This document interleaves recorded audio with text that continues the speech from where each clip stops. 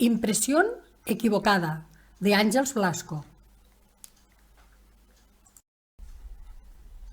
Él. Julio necesitaba el dinero tanto como el aire que respiraba. Notaba la garganta reseca, le temblaban las manos y mantenía el cerebro fijo en el objetivo de conseguir alguna cosa para intercambiar. Aquella noche quería hacerse una rayita, o si era posible, alguna cosa más contundente con sus compis, pero ya no tenía crédito.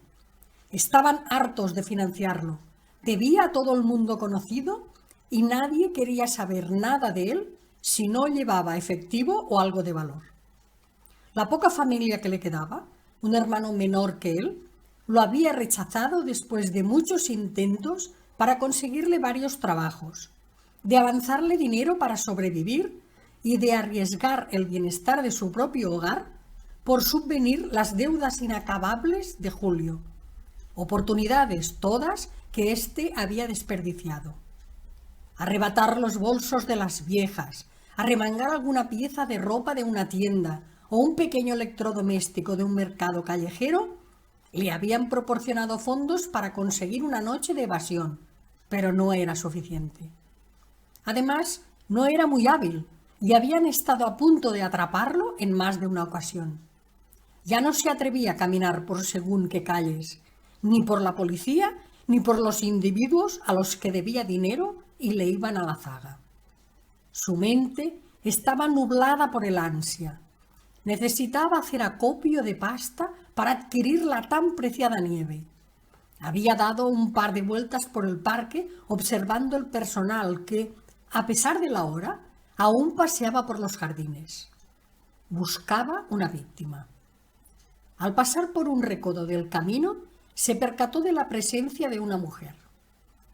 Debía tener unos 40 años. Estaba sentada en un banco algo escondido. Hablaba sola, sin teléfono ni hilo de manos libres. Incluso le pareció que sollozaba. Se le presentaba una oportunidad. No se veía a nadie por los alrededores y ella parecía absorta en sus pensamientos. De hecho, le pareció una colgada, tanto o más que él. Se le acercó y sospechó mejor las posibilidades de sacarle algo de provecho. Llevaba el cabello corto y pudo distinguir unos pendientes de oro. Se le veía un anillo en la mano izquierda. Encima de la falda reposaba el móvil que sonaba y sonaba sin parar. En bandolera llevaba un bolso de piel. No le veía la otra mano. Miró hacia todos lados. No había ninguna persona en aquel lugar que quedaba aislado, más aún aquella hora de la tarde en que el día comenzaba a oscurecer. Pensó que era una buena ocasión. Llevaba una navaja de montaña. La abrió, avanzó sigiloso y se encaró a la mujer. ¡Tú! Venga, dame las joyas, la cartera y el móvil. Julio trataba de parecer duro y agresivo. La mujer se lo miraba en silencio. ¿Es que no me has oído, zorra? La pasta, venga, y las joyas y el móvil. Alzó la voz, muy nervioso. Le temblaba el labio. Ella se levantó del banco y no dejaba de mirarlo. No parecía atemorizada, más bien sorprendida. Julio le acercó la navaja a casi un palmo del cuerpo, repitiendo una y otra vez, entre amenazas y tacos, que le diera todo lo que tenía de valor, cada vez más excitado. Le tamborileaba el pulso porque no entendía la reacción de aquella mujer que lo escrutaba enmudecida. Ella. Sara tenía grabada la carita de las chicas cuando el cretino de su padre, el gran Narciso, les había comunicado que se marchaba. Se iba de casa para vivir con una jovencita que le había trastocado el cerebro y le estaba vaciando la cuenta corriente. La cuenta familiar. Las niñas se lo miraban desilusionadas y entristecidas.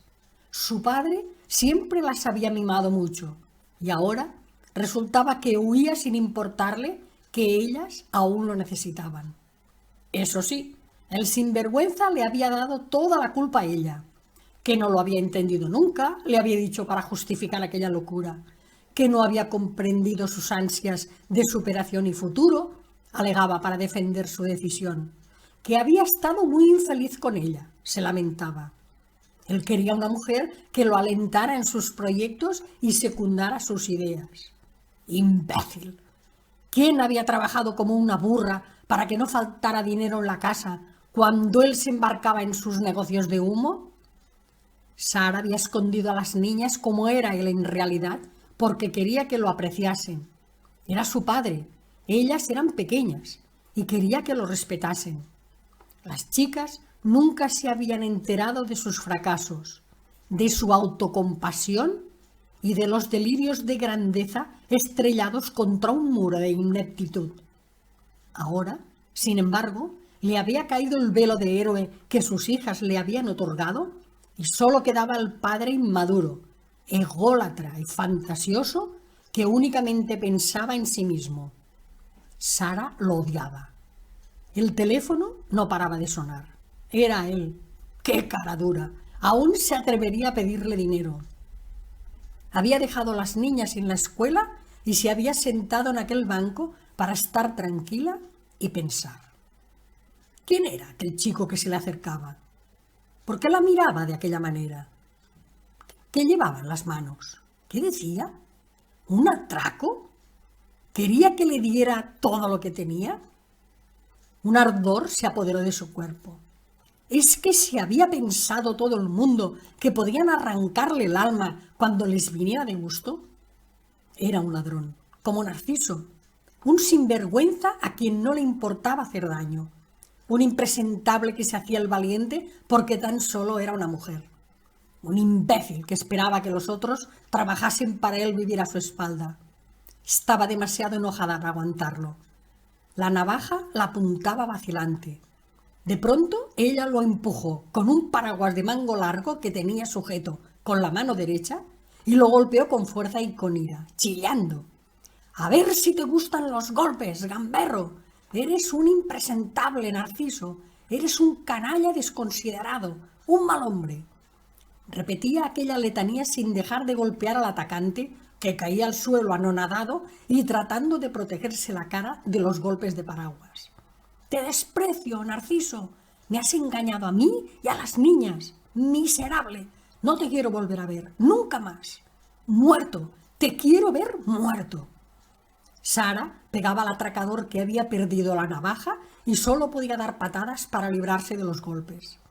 Era un asaltante estúpido que había escogido un mal momento para atracarla, y ella lo calentaba a rabiar con el improvisado bastón. Sara se detuvo. Al ladronzuelo le sangraba la nariz, pero le había atizado un buen golpe en la pierna y huía de ella. ¡Cómo corría el imbécil! Sin la navaja no parecía tan atrevido. Hoy iría todo el día calentito. Y el maldito teléfono que no para de sonar. Es Narciso, otra vez. He de sentarme y tranquilizarme. Ahora ya estoy preparada para hablar contigo, infame. Él. Julio corría como un despavorido alejándose de aquella mujer. Estaba convencido de que se trataba de una loca.